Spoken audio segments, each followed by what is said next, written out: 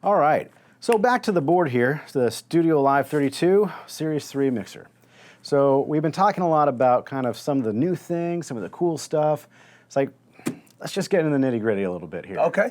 Inputs and outputs, right? So what can I bring into the mixer? What can I bring out of the mixer? Well, for starters, we've got 32 of our recallable Xmax preamps. So these are the same Xmax preamps that we use in all of our mixers, but it's the same recallable version of it that we use in our StudioLive AI rack mixers, the RML mixers. So it's the same Class A analog preamp, but it's digitally controlled. So you have complete digital control, which means it's fully recallable as well. Mm-hmm. Awesome. Now, in addition to those analog inputs for the mic pre's, our last 16 of those on channels 17 to 32 also have line inputs. So they're a combo jack, and that line input is going to bypass the preamp, going straight to the converter. So that means you're going to get a cleaner signal going through.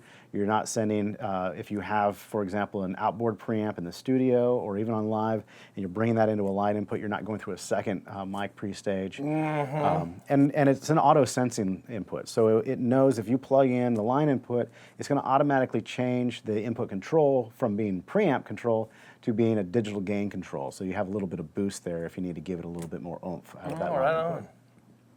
Then in addition to your mic line inputs for your 32 channels, we have 2 auxiliary channels that are our 2 stereo channels with TRS inputs. We have our talkback input, and we have tape input. Now the tape input, we've got RCA jacks in the back, but we also have a Bluetooth tape input. So you can pair a couple of Bluetooth devices and use that for if you're live for all your break music. How many times have you been in the studio and somebody comes up and says, hey man, let me play you this track real quick, and then you spend the next 20 minutes looking for the right adapter or cable. Right. Well, now you just pair it up with your Bluetooth, and that also means that this is the only digital mixer in this space of the market that works with an iPhone 7 without an adapter. Yeah, there you go. We're thinking ahead. We're ahead of the game. No, that's great. Like you said, also if you've got a few people that are in the room and they've all got different things, it's nice to be able to have to do that without stretching the cable across this way that, just to be able to go in. I think that's a real cool feature. Yeah. Now, on the output side, we have our main left-right output on XLR, and we also have a mono summed output. We have an AES output, and that's going to default to your main left-right mix. Now, for our mix bus outputs, so we have a total of 16 what we call flex mixes. We'll get into that in just a second. In addition to those 16 flex mixes, we have 4 fixed subgroups. So that's a total of 20 mix buses. Wow. Not counting your main left, right. And then we also have our 4 internal effects mix buses. So as far as our outputs on the back, we have all of the mix buses, all of your 16 flex mixes and your 4 subgroups are all available on jacks on the back. You don't have to pick and choose which ones you want to send to outputs. They're all available on outputs. Wow. And those first 12 flex mixes are on XLR, the last 4 are on TRS, and then your 4 fixed subgroups are on TRS as well. Right on. So that's the analog audio in and out and AES. We spoke a little bit earlier about kind of our audio transport. We've got the SD card, but we also have USB. So if you're connected to a computer, you've got USB for Mac or PC, and then we have the AVB networking. So AVB networking is what's going to allow us to connect multiple mixers together to plug into a Mac computer. And as we qualify more devices, a lot of third-party AVB devices, so you can plug in other types of audio gear that might be AVB compatible. So that's all coming. It's all built into the mixer here. Wow, amazing. So now let's get back into the fun stuff. Yeah. So I'm excited about this part right here. Yeah. So we got the bread and butter out of the way. Time for dessert. All right. I mentioned flex mixes, right? So we have 16 of these flex mixes.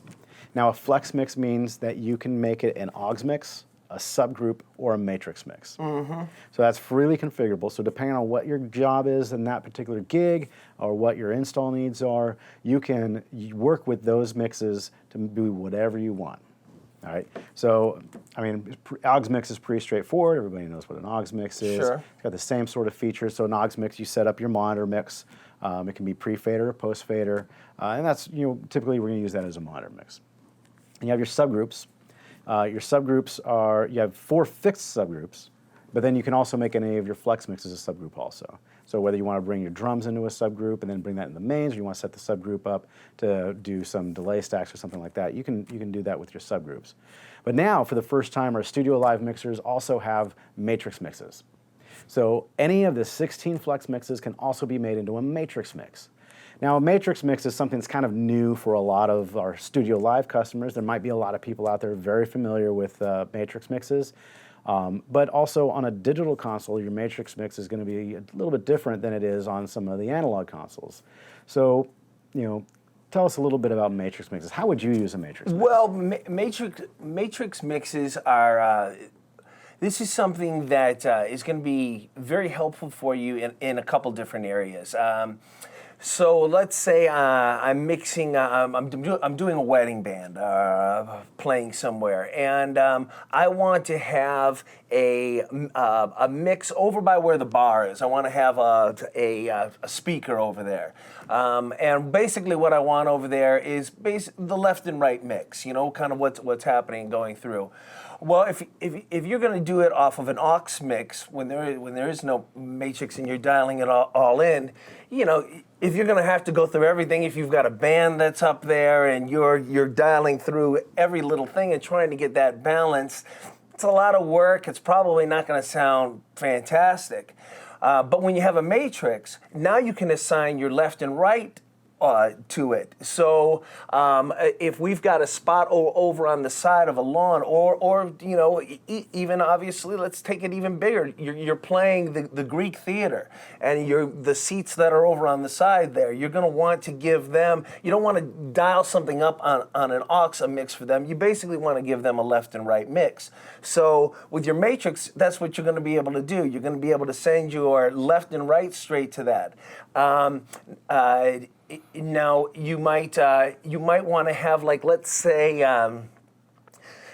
you'll have the advantage of being able to send your left and right there, but you can also send some of your other things there through your auxes. So let's say that mix that you have over there by the bar, you don't want it to be a crazy volume, so you kind of want to maybe run the vocals louder than you're running it in your left and right mix. Mm-hmm. So you're able to take your auxiliary, and maybe you dial your left and right into here, but then you give it I'll take the vocal and I'll send that down auxiliary 1, and I'll just give that another good half a turn. So if I'm standing over by the bar, I'm really hearing the vocals. I'm hearing when somebody gets up and they are making a speech or something like that. I've got that at a good volume. But when the band plays, I'm not really blowing people away. The left and right is still down there.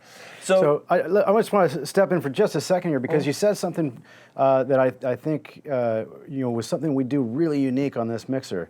So you mentioned, if you're setting this up and you're saying the left, right, but maybe you want to give just a little bit more of just your vocal, right? Yeah. You said you can just send your vocal to an aux and send that aux into a matrix mix. So this is kind of a traditional way of working with matrix mixes, where a matrix mix is a mix of mixes, right? That's right. So you can send your vocal to an aux mix, and then they can feed that aux mix along with the left-right mix, to a matrix mix.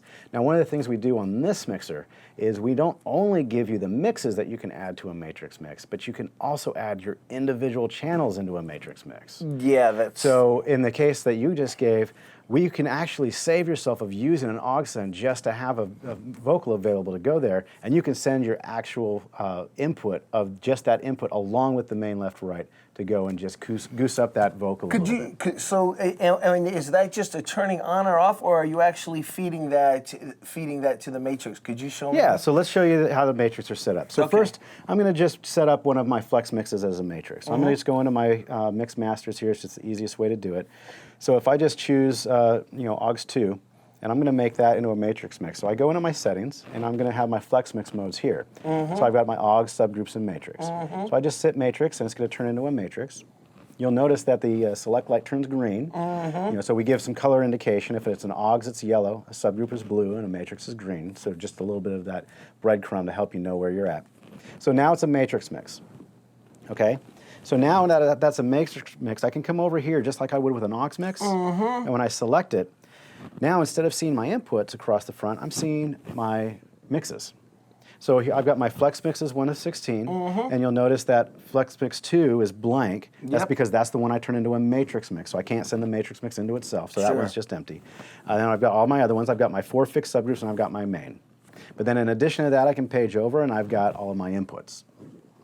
So in your case, when you're talking about here, I can turn up my main mix out to my subgroup or to my matrix, and then I can come over here, and let's say my vocal is on channel 14, and I feed my vocal into it, and that's it. And there you go. So setting up a matrix mix is easy. You don't have to go into a separate menu or doing it. It's the exact same workflow as setting up an aux mix. You're just doing. You just now have your mix buses that you can add to that as well. Yeah, that's amazing. That would be, you know, if you're using your matrix for your front fills, same kind of idea. If we're using it for fills like we were discussing over by the bar, we're probably going a little heavier on the left and right. But let's say you're using your matrix for your front fills up front. Well, you've got amps pointed right at you, so you don't need really that much left and right. Maybe you want to put a little bit in there because there's some keyboards that are up on stage, and you want to make sure that those go through. So you send the matrix in there, and then you can pick, okay, well the vocals. I want to put that lead vocal. I want to make sure that's the loudest thing that's in there. Yeah. Or the same thing we were talking about. If I've got the left and right there, maybe I want to put the keyboards. Since I know there's amps coming here, I want the keyboards just a little bit higher in there. So it's an incredible amount of power of exactly what you want to put in there. And you know, of course, you don't want to drive yourself too crazy and try to make it too perfect. But I think if you get some basic settings on it, you know, your left and right is here, and that I'm just going to put the vocal up a tinge more than that, and the little keyboards are kind of usually live right in here. I think you're going to probably be happy, and it's going to be quick and easy, and it's going to sound really good. That's right. And by having both the mixes and the inputs available, there's some other tricks that you can do too. For example, if you're doing a broadcast mix or a recording mix, right? So we all know that the mix that you do for the room is never going to sound right in the broadcast. That's mix, right? Because like you were saying, especially same with the front fills, you've got amps up on stage, you have a live drum set up on stage, you have this other stuff going on in the room, so you're not turning that stuff up as loud in your main mix as you would for a broadcast mix. Well, with the matrix, you can turn up your main left, right, and then you can supplement those individual channels coming in to the matrix mix in addition to the main mix. So you can bring up some of those things that may not be up as loud in the house in the broadcast mix and get a nice, clean broadcast mix going out of the matrix. That's right. Another great use is if you just need like an announcement mic, if you have an install, you've got your main mix going out to a lobby or a cry room or backstage in a green room. You can have just an individual mic input that's routed just to that matrix, but not to the left-right. So you can make announcements, hey, so-and-so's up next on stage, get ready. That sort of thing. So a lot of flexibility in having your inputs in addition to what is standard with a matrix of having your mix buses. That's right. And another thing with running out of matrix, I know a lot of people are used to running their left and right straight off their left and right.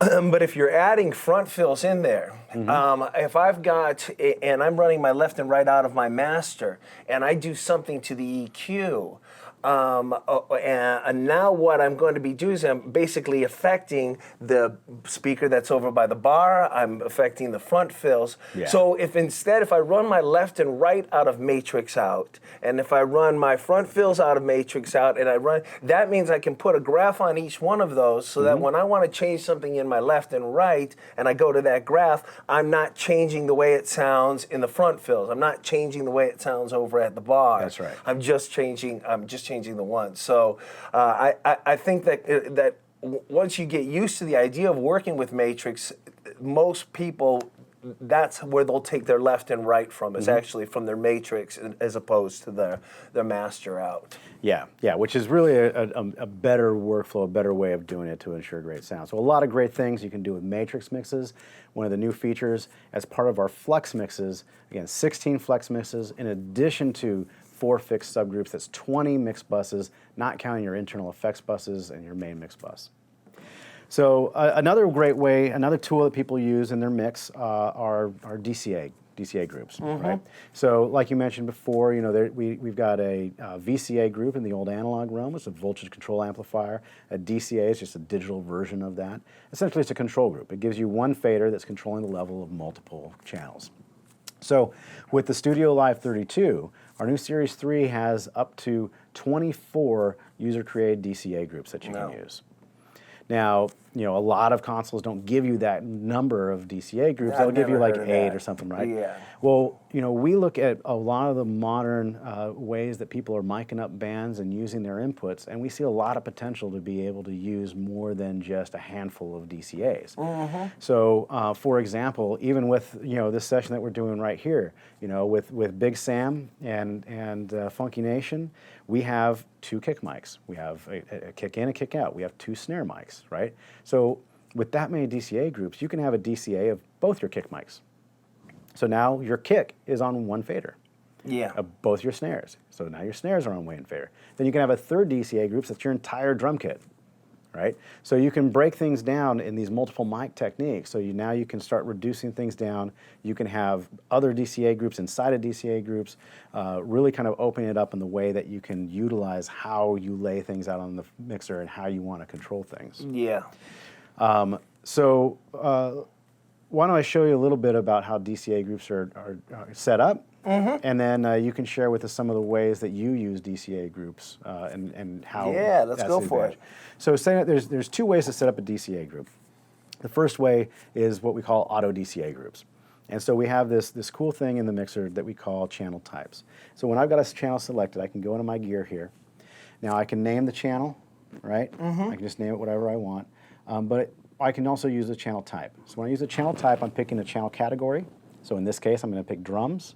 And this is first track is my kick in. So I'm just going to go and select my kick in, right?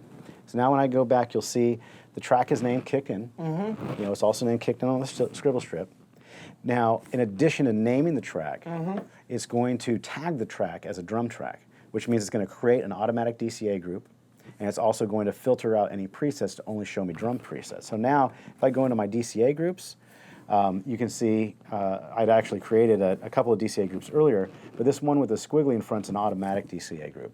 So that's the automatic DCA group that I just created based off of my kick. And you'll see if I move that now, it's moving my kick fader over here. So, and this my full drum kit one is going to be moving multiple faders because I had that one set up earlier. And then once you have your DCA group set up and you have your DCAs over here, I can spill those out over here so I can make an individual adjustment to something or adjust the whole thing, and then hitting select will spill it back. DCA groups, easy to create. We can create some for you. I have up to 24 of them, all these fancy stuff. So what are DCA good for? Well, DCA groups are going to be extremely helpful in getting yourself down to a little bit more of a submix. Obviously, you don't want every time that you want to bring the toms up for a nice tom fill, you don't want to have to be going and pushing 5 faders when you can just push 1. But like all things with sound, I think you want to think small. If you're using 24 DCAs, that's only 8 channels less than what the whole board is. You might as well keep them all on single faders, you know? So what I would do something, I mean, if you have your rock band, what I normally do is I put kick, snare, and hat on one, so I've got my pocket on one. I put toms on the other one so that if there are some good fills, or let's say we go into a drum solo, I can very easily with those 2 DCAs get those up and move them up and around. Bass, you know, depending on how big the band is, sometimes I will put the bass on the DCA, but if I'd rather kind of split, again, most of the time you're held to 8 to 12 of them, you know, at least for sure on one page. Yeah. So on here, what I would probably set this up as, again, I think I said this earlier, I would use this as my DCAs. And I would use these as my inputs that I wanted to get into. So I would put, if I was mixing Sammy Hagar, I would put the kick, snare, hat right there. I would put the toms probably right there. I would want to put his vocal here, I would probably want to put the delay next to it here, which is nice because you sometimes now there's a feature this board has that we haven't got into yet, which would make this unnecessary. We'll get into the next few minutes, but sometimes on some boards you've got the effects are 2 pages deep. Well, every time I want to be writing the delay, I don't want to have to go to my effects page. So a lot of times I'll put those on a DCA so that I've got that right next to the lead vocal. Some backup vocals right there, and if we did the Sammy's guitar and Vic's guitar, and then here we've got this one here for the bass or whatever. So I've got my mini mix here of really anything that's going to do a solo. I've got there the bass. If Sam all of a sudden goes, Mikey, play that bass, it's there, and I've always got this right here. Or if the guitar player takes one, and we've got on one guitar player we've got 4 mics. On another guitar, on Sammy, we've got 2. With one on 4, obviously, I've worked up a balance here. I don't want to have to keep moving those up and moving them up the same way each time, so I just want to put it on there. So my advice to someone would be to start off by just using the 8. Right. Keep the 8 here and get this figured out. A lot of guys also, they like to do have all of the band on one DCA, and that way when you are playing that corporate party and somebody who's in charge comes over and says it's too loud, you got to bring it down. Instead of having to go back in and pull everything down, you can immediately just go zoom, and get your band down to the level where that you see the smile on her face. And if you do all the instruments on one, and if you do all the vocals on the other, or even maybe background vocals on one and the lead vocals on one, that's going to give you a real easy way to control the volume. And like I said, start there, and then as you grow into the console and you start finding other things, there might be other ways that you decide you want it. Yeah. Example, keyboards. Sometimes you have a good keyboard player who's got all of his sounds pretty well together. So you could use just one DCA for the keyboards. Sometimes you have a keyboard player that his keyboards are all over the place. Well, do I want to use no DCAs? No, because he uses a Leslie organ, which has 3 mics on it. I want to be able to have this instead of 3 mics. Right. Or even the other keyboards are 2, So I still want to keep it to 1, but it might be a difference between our keyboards going to take up 3 DCAs, or are they going to take up... So in that particular case, maybe what you end up is this right here could be your main DCAs, like we just talked about, your full band, but maybe on your next page is your keyboard DCA page. And that one's got keyboard 1, 2, 3. So I've got that real quick. I can boom to that page. I still don't need to go here and worry about 8 or 11 channels. Right. I still can just worry about 3 channels, so that's how I would start. Awesome. Yeah, that's awesome. So yeah, great advice. Start small, manageable, and just like with everything else on the StudioLive, there's plenty of room to grow. That's right. So now you hinted at some of the other stuff that we had going on. I know we may have teased a little bit with some of our user layers.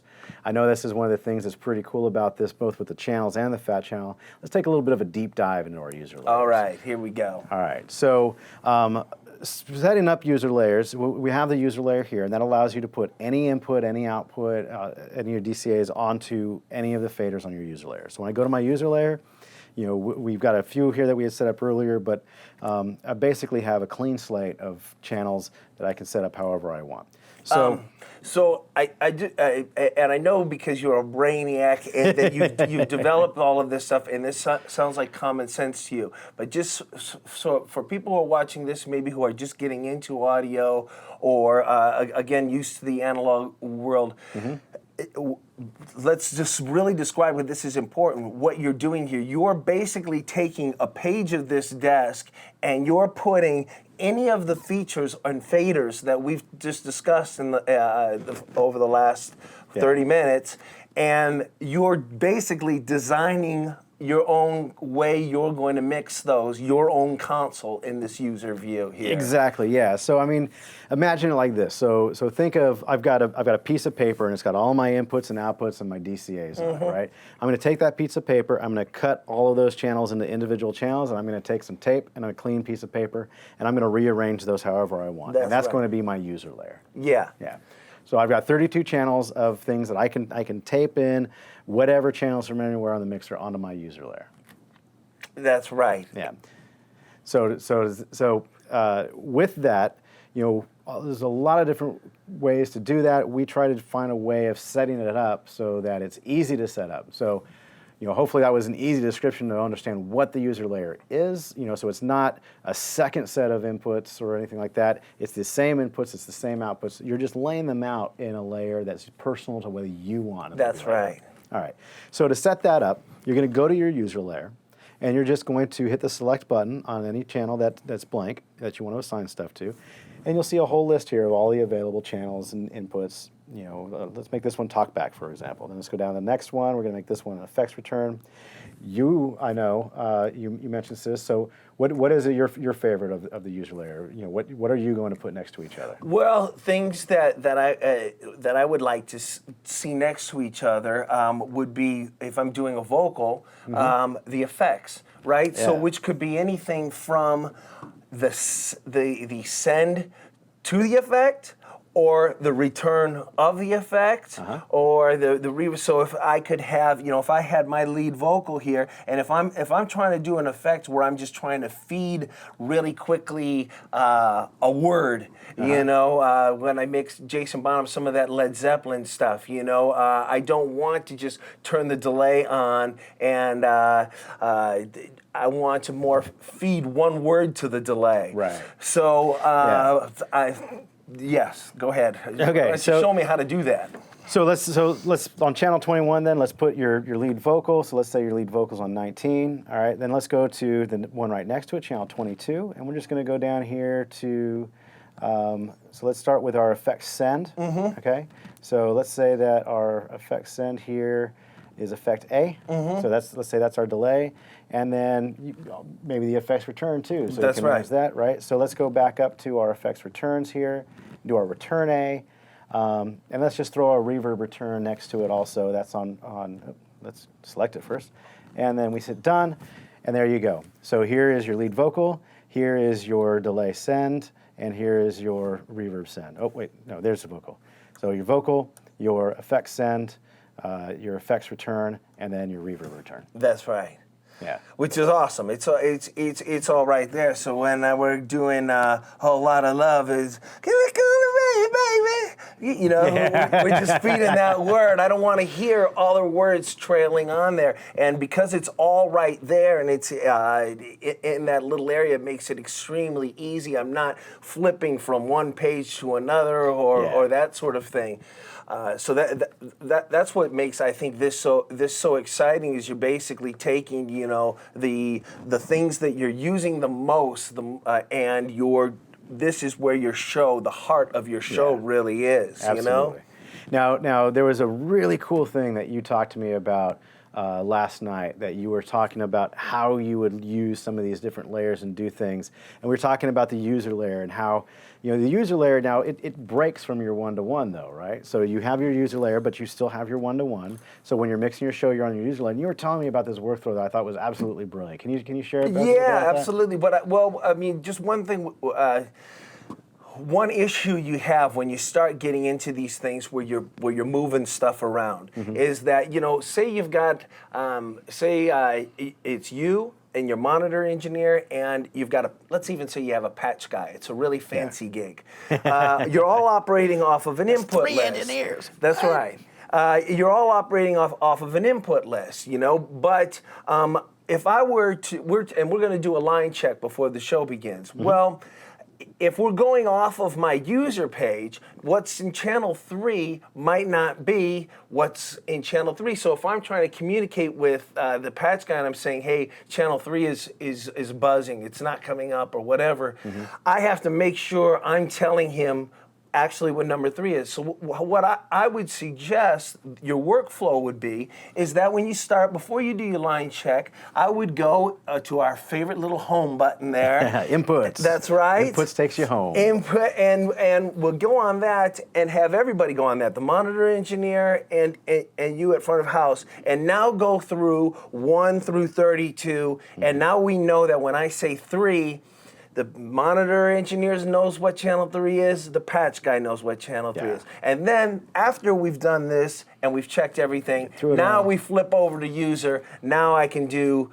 my show, and now we don't have to speak that language to each other about what is what. So yeah, which is, I think, just an absolutely great workflow. So when you're going and doing your line checks, you know, because with the user layer, you might even have channels that aren't on the user layer. There can be some stuff hidden behind the Dca Group that you run on the user layer. So just to like keep things straight, you go home.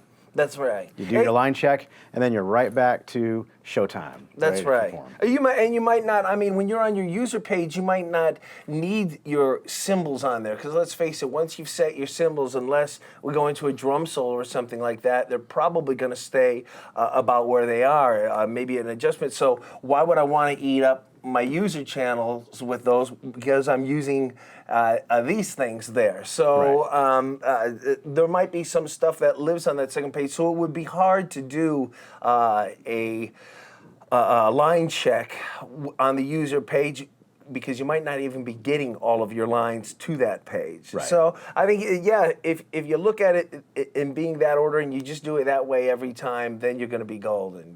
You'll always be on top of things. Excellent. So in addition to the user layer that we have on the channel strips, we have something very unique in that we use a user layer even for the fat channel. So, you know, a lot of the mixers, you know, if you're looking at like one of the high-end, really expensive mixers, you know, you've got like maybe a big screen, a bunch of knobs underneath it, and you're trying to do, you know, the whole line up the knob with where it's at on the screen.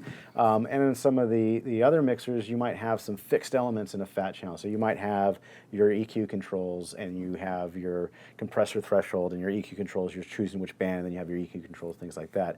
Well, because we laid ours out with the 8 scribble strips and the encoders and the buttons, it allows us to do what we call the user layer in the fat channel. So now, in the fat channel, just like we did on the channel strip, so you take all of the different parameters you have available anywhere on the fat channel. There's a preamp, high pass filter, the threshold for your compressor, maybe some of your EQ band controls, whatever it is that you think is the most important that you're going to be needing to access on a regular basis. You've got that available to you on your user layer, the fat channel. So you can take any of that, and it's as easy to set up as it is on the user bank on the faders. You just select a channel, you choose what you want for your encoder to be, you choose what you want your button to be. So let's say it's aux1, and this one here, let's say that it's my Alt-A-B, which I don't really need because I've got a button for that, but let's just say that anyway. And there you go, you've got your aux1 and your Alt-A-B ready to go on a customized fat channel strip there. Yeah. And I mean, I think, too, one of the things I hope people are catching it at home, because I've been, the last couple of weeks, I've had to learn a couple of new consoles, and I'll tell you, going through them, I sit there with the YouTube, watching those videos, just like hopefully somebody's doing right now, and doing things. They're not always, it doesn't seem to me like they always make sense in figuring out, and you can just see how easy everything that you've done here, how friendly this is on here, how easily you're able to just push something and go to it and figure this out. It would not take somebody very long to be able to get to where they could take this and take it and go do a show. I think you could get it in the afternoon and you could be up and running that night. You know, it's all very intuitive, I think. Yeah. Thank you. You know, we really did try hard to make it that way, and did a lot of things to try to make this, again, simple to use, easy to learn. It's that heritage of StudioLive. Yeah. Right. It's what we've done well and what we want to make sure we continue to do well moving forward. Yeah, right on. Well, it's like I said, when you do get this, it does a lot of stuff. What I'd suggest is the first day, don't feel like you have to use everything because there's so much stuff on here. But I'd say open up. You're going to be able to get a show up and going within hours, and then start digging into all these cool little things. And I think you're going to be finding cool little things to do with this desk for a long time after you open the box the first time. Absolutely. So we spent a lot of time talking about the console. You know, we're just about done here, but I just want to make sure that everybody knows this is a StudioLive mixer, right? So it still comes with the complete package of all the software that makes StudioLive StudioLive. This is the stuff that's very unique to PreSonus that we can do because we have both hardware and full software engineering in-house. We can do workflows and integration between our hardware and software apps unlike anybody else. So when you get a StudioLive 32 mixer, you're also going to get Studio One Artist. You're going to get our Capture software that runs on Mac and PC. That's in addition to Capture built into it with no computer, right? And we also have our UC Surface app for doing remote mixing on Mac, PC, compatible with touchscreen computers, also runs on iPad. And we also have our new QMix UC, which is the next version of QMix. So the versions of UC Surface and QMix are also being updated for the release of the new StudioLive 32. These updates we're doing will also fall back, so you're going to get these updates on the StudioLive RM, as well as the StudioLive AI console mixers. Some really big updates. We have a whole new look of the UC Surface app. So we've refined the look, done some new things. We've incorporated a lot of feedback in some of the workflows of how the app works. We've also added some new functionality. We have a new second screen mode. So when you've got your iPad sitting here next to your console or on one of our console mounts, you can put it in a second screen mode so you can view just your metering, or you can do an overview of your fat channel. It's going to follow what you're doing on the mixer. So it's always going to show you a nice big overview of the fat channel. Oh, that's cool. Now, QMix is also getting a new rev. It's going to get an update to the new look of the new UC Surface. We call it QMix UC. We also have some new features in there like grouping. You can create groups of channels in addition to your Me channel. But the big thing for QMix UC that we're really excited about is that QMix with QMix UC, what comes out with this console, will now be compatible not just on iPhones and on iPod Touch. It's also now compatible with Android. So you can get QMix UC available for iOS and Android and easy to connect up with this console. So all of the great software and compatibility with the software, all the same integration with Studio One where you get all the fat channel control and preamp control just like you get with the StudioLive RM mixers. All of that is integrated, and then some great upgrades to the recording software.